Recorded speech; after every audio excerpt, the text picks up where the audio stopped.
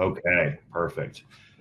All right, so from a technicality perspective, we're going to shut down our videos. We just wanted to say hello to everybody out there in the interwebs. We have a lot to go through today. Go ahead, everybody, and just click twice to maximize the presentation. That way you get to see and follow along with the content that we're presenting today. So I'm going to go ahead and shut down my video there. Awesome. Okay. Well, great. Thanks again. Really appreciate everybody coming out today. Welcome. Love to hear about your business and as well as where you're listening in the world. I'll be in the chat as we go through the content and answering any questions. Well, today you have myself, Chris Shipferling, Chris Bodnar, and Jason Somerville from Global Wired Advisors. We are a partner-led investment bank focused on e-commerce in the lower middle market. I spent the past 17 years of my career in various executive sales and marketing positions, from small business all the way to enterprise level companies. I lead business development and marketing for our firm. Jason and Chris, our other partner, Joe, have spent over 20 years in institutional investment banking, working for household banks like Wells Fargo, Citibank, Bank of America, Deutsche Bank, private equity, and large hedge funds, and various executive roles. They are our deal runners. Our philosophy is that your successful business that you worked very hard to build deserves a sophisticated and professional process when it comes to your potential exit. As one of your larger liquidity events in your life, it deserves a process that maximizes the fullest potential. We want to thank Phil today for inviting us to speak. Really appreciate the time he's given us. What a great event. Been a lot of talent so far. I've been able to hit different sessions, etc. It's been very, very knowledgeable. Today, we're going to focus on two specific topics from our webinar that we will be hosting on October 14th through e-commerce day. More to come from Phil. During our webinar, we're going to expand on the information we present today. So be on the lookout for more information about that specific webinar on the 14th. So direct all your questions to the chat, or you can go to our virtual booth. Both are going to be up, and I'll be there to answer all your questions. And at the end of our session, we plan to hang out there, and you can also interact with us. Well, thanks again for joining us. Chris Bodnar, I think we should go ahead and dive in and discuss valuation in the current environment. Sounds good, Chris. Thanks for the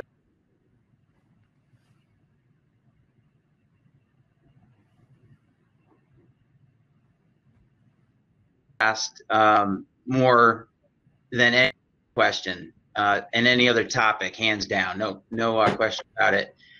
In any given week, we're discussing valuation literally all day, every day with different parties. We've got prospective clients understand what their company's worth. We've got buyers that want to discuss valuation about deals that we have in market, which in turn circles back to our clients. And so literally we're asked about valuation more than any other topic. And I guess when I say valuation, I also include not only price but all elements of that deal structure that would go into that transaction. And when we talk about the nature of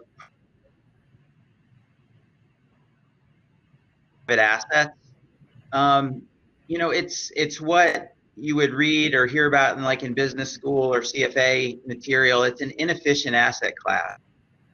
And what I mean by that is that, it's not like trading Amazon stock where, you have a deep order book on the sell side with buyers up and down that price ladder. Inefficient assets by definition aren't deep, and they require appraisal, of some kind. And you have to kind of methodically go through a process of finding that optimal balance where buyers and sellers will actually transact.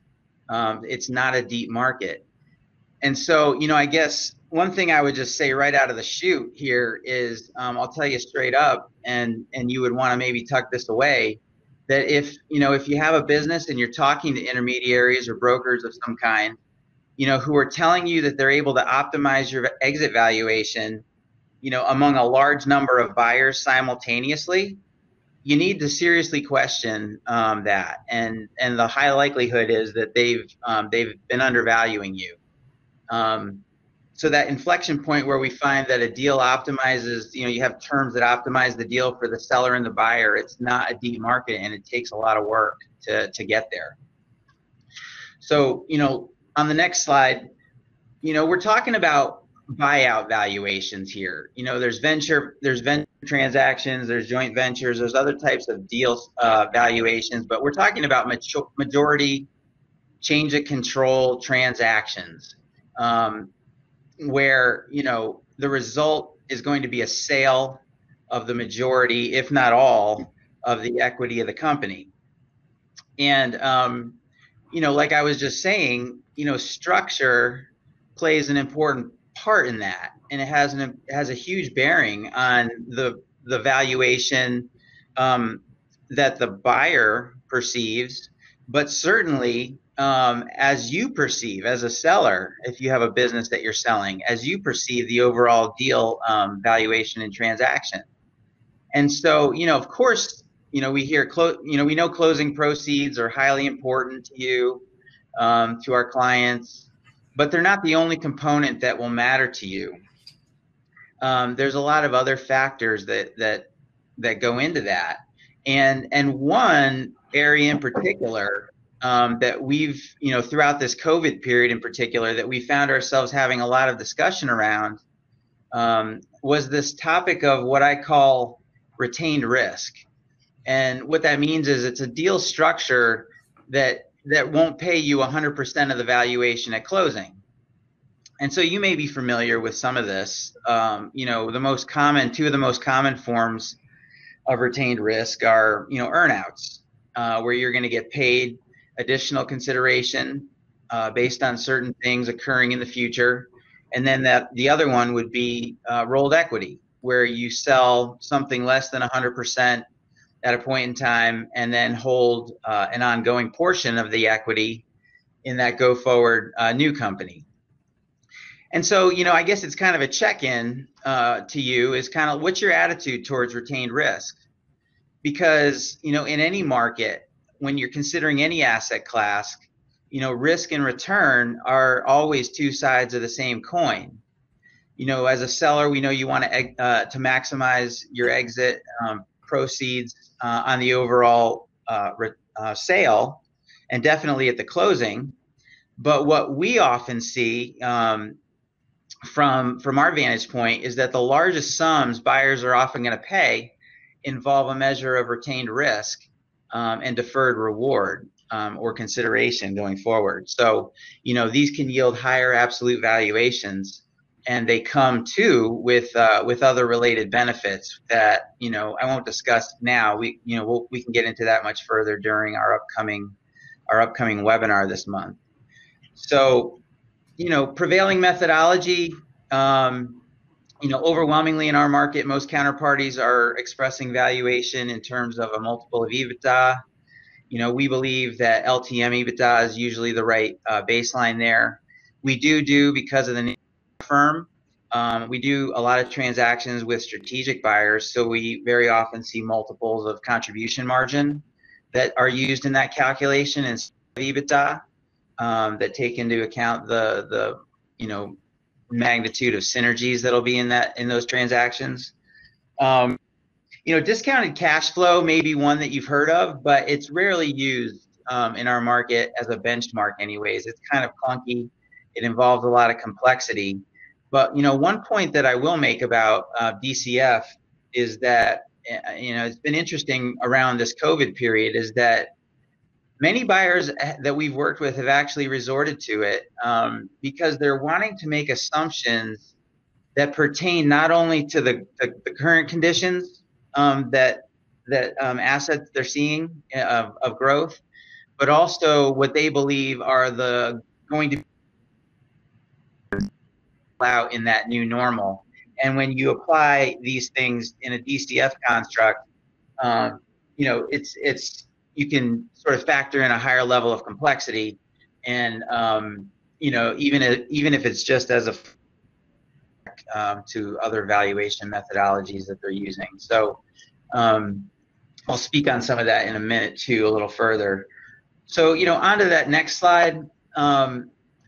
COVID conditions, it's interesting. I'm using phrases like COVID conditions. You may have heard things in other seminars today, like this period of this COVID period, this COVID spike. And, right now, the question at the top of our clients' minds, and we're having these discussions all the time, is how are buyers pricing this in?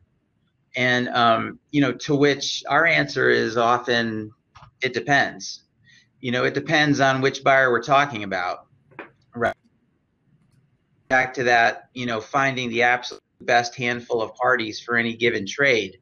But, what we're finding is that, the magnitude of the change in multiples has largely been unchanged through this period of time. And while company earnings, though, at the same time they've really have experienced large increases. And so, we're seeing that, it's our view, it's when we talk to buyers, it's their view as well, that the world has absolutely changed and that curve has been permanently shifted higher. We can talk about it in terms of growth, user penetration, engagement, however you measure it, but these have all been kind of pulled forward. Some even say, as much as 10 years, and that magnitude of change is not going to have a reversion, post-COVID that's anywhere close to what it was pre-COVID. So the way that buyers are viewing this is that, the assets that they can buy today, they're still getting a better value for them than if they waited, 9, 12, 18 months from now. And, the reason why, too, I think, goes into the next bullet there, is that there's underlying pressure in the market. And, from our vantage point, whenever we're talking about valuation, it can be real estate companies, or commodities, but prices and valuation price is always expressed, as an outcome of that imbalance between supply and demand. So what I mean is, the greater supply for the same demand, the heavier the resistance is going to be on price. And the greater the demand, for that same supply, the stronger the lift is going to be to price. And so where this matters in relation to e-com assets and what we do every day in our business is that we're starting, we've seen through 2020 a bifurcation of asset quality, where buyers are becoming highly focused on relative value among e-com assets. And, that's something that we're going to go into a lot greater detail during our upcoming webinar. But, we can clearly see it. We're hearing stats, the market is growing every year. Amazon sellers, Shopify, big commerce stores, new entrants. And, in large part, we understand this because we've been on the buy side. There is a bifurcation. There is now a limited supply of what I would call AAA rated e-com assets, high quality assets for blue chip companies, I'll call it, that, have the characteristics that, are the buyers that we talk to and these counterparties are not only willing to invest in, but they're willing to pay up for. So, that's kind of the conditions that we see right now in the market that are having a bearing on valuation. So, lastly, in my segment here, what's our view on the next slide here? My view, our firm's view is that 2020 has really been a year of refinement when we talk about e-com assets and valuation around them. There is a creative, destructive cycle in every recession, and this one is no different. This is a winning sector on balance, no question, hands down. And it's put a bright spotlight on high quality e-com businesses and operators. We can see it. The buy side can see it. And, they can see that the fundamentals of the underlying assets has shifted, and they've shifted, for the better on balance. So, You know, while valuation multiples, like I said earlier, have been pretty tight to their historical range in the sector so far, we believe that we are absolutely going to see a repricing in the next coming, call it 12 to 18 months, as buyers get their bearings and adjust to this new normal. You know, and I'll just say that that creative destructive cycle didn't only relate to the underlying assets. It's also evident on the buy side too. You know, some buyers have just languished on the sidelines and haven't been able to execute, and they're going to be left behind. But we have seen new capital raised like never before, earmarked for ecom assets in and you know, we're seeing it from investors across the size spectrum. But the commonality is their belief about the space. You know, they've done their homework, and they understand what they're looking for. They have beliefs, and they're translating into a propensity to take risk and to deploy capital at this point in the cycle. So, you know, there's more capital from intelligent investors chasing a universe of high assets, ecom assets. And we think that demand is outpacing supply by a large margin, and that the only way that this can resolve over the next year or two is by valuations giving way to the upside. They have to move higher. So, so hopefully that was helpful, and that should be a good segue to my partner Jason, who's going to touch on these things a little bit more from here. Great, thanks, Chris. Can everybody hear me? We can hear you. Thanks, Chris. Appreciate it. Yeah, no, I appreciate it.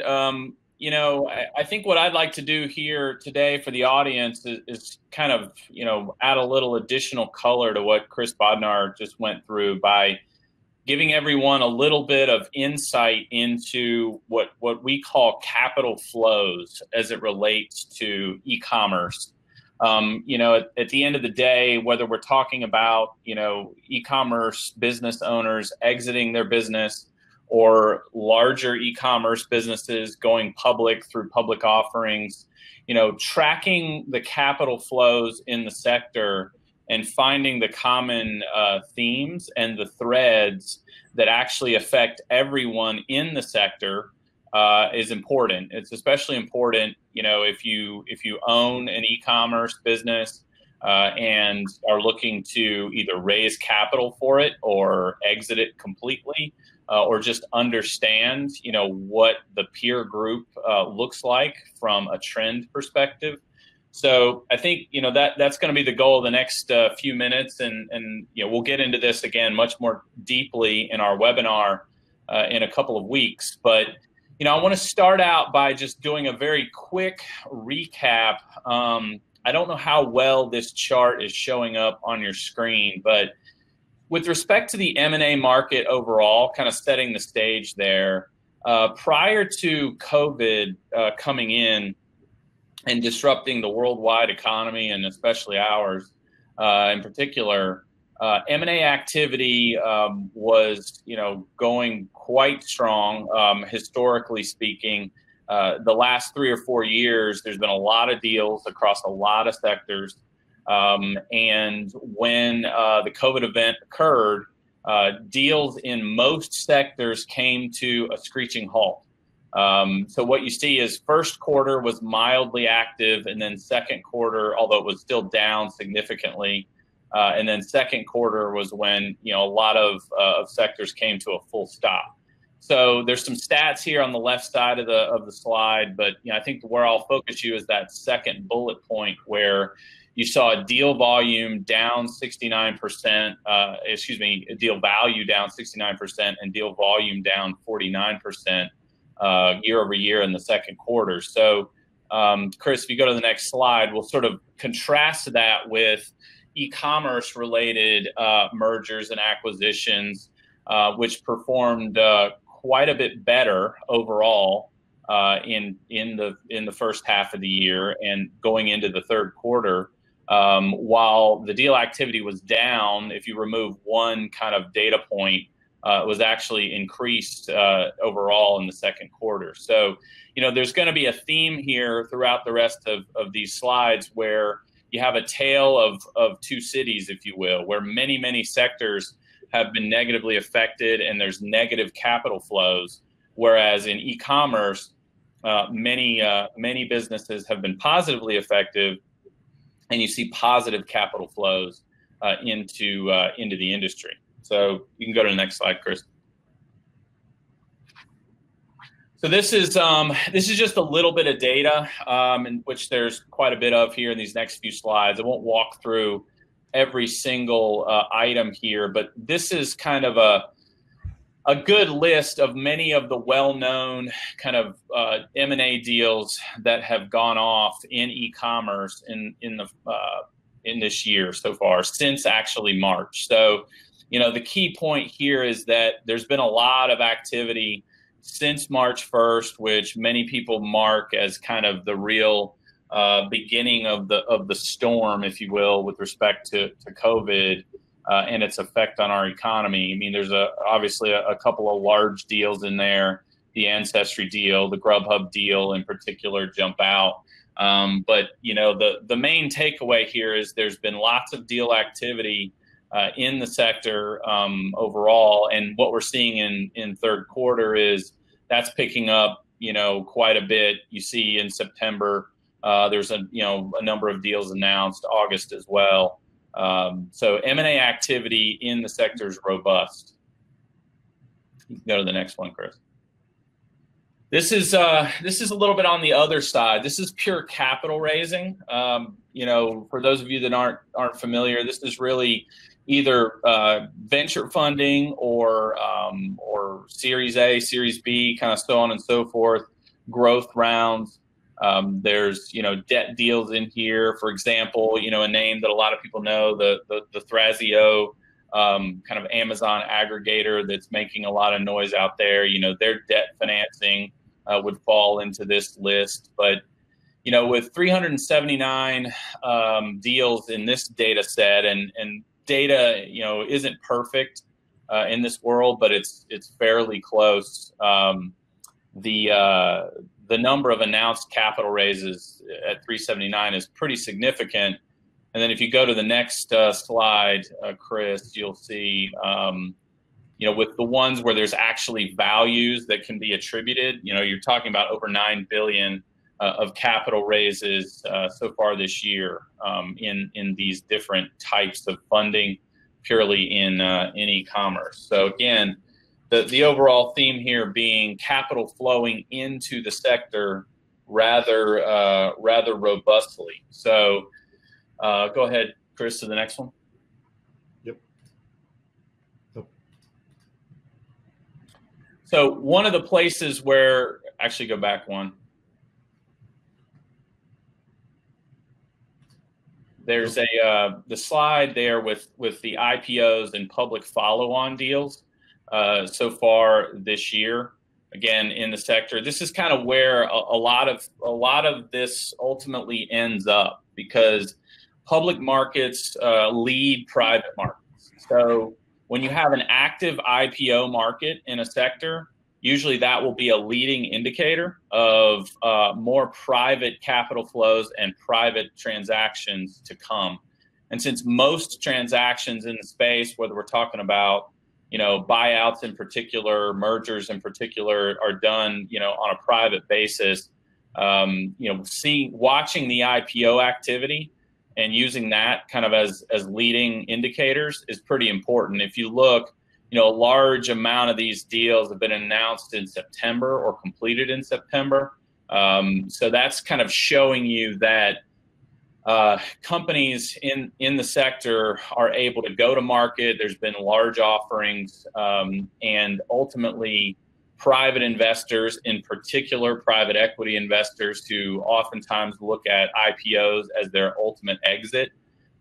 This will create more activity, more confidence in purchasing assets, and will ultimately lead to higher valuations, which kind of leads me to the next couple of slides. Again, when we talk about public markets leading private markets, one of the things that I didn't put on these next 3 slides, but I'll tell you, you know, these represent charts of the most commonly traded ETFs in the e-commerce world. There's three of them presented here. The theme is kind of all the same, though. If you look down at that trough in the chart right around March 14th, that's kind of the low point, and that was sort of the low point for public equity markets in particular. Since that point in time, the overall market, the S&P, is up, you know, approximately 24%. However, these ETFs that are primarily or really solely exposed to e-commerce assets are up by a factor of 3 to 5 times that. So depending on which one of these is up 126%. In the same time, one's up 104% and another one's up 84%. So again, the theme here being that the confidence in the future of e-commerce businesses and you know, the performance that they're going to continue to drive is outpacing the overall market, which is exactly what you would expect. It's being expressed in the form of higher valuations for those assets in the public markets, which in turn lead to higher valuations for those assets in the private markets. So that kind of circles back to really Chris Bodnar's ending point, which was we see valuations moving higher. This is, you know, further evidence of that. You've got public markets leading. And so when it comes to exiting an e-commerce business, you know, in the near future, these are all factors that are going to be very important in that decision. So I'll actually stop there. I know we have a couple minutes, and Chris Shipferling, I know you want to kind of wrap us up. Yeah, appreciate it, everybody, for joining us today. I know that we covered a lot of information and in a short amount of time. As I mentioned in the beginning of our session here, we are going to have a webinar that will be hosted by E-commerce Day. More information to come from Phil Gorman and his team. We're going to go into exiting in your e-commerce business in a COVID and post-COVID world. We're going to be covering a lot of different topics and details on that specific webinar and go and expand a lot on what we discussed today. So if you guys have any questions, hop on over to our booth. I'll be there to reply and answer and do what I. And so really appreciate your time today. I will turn over the session now to the next speaker, and looking forward to speaking to anyone who's got questions about exiting their e-commerce business. Thanks, everybody. Thanks, everybody.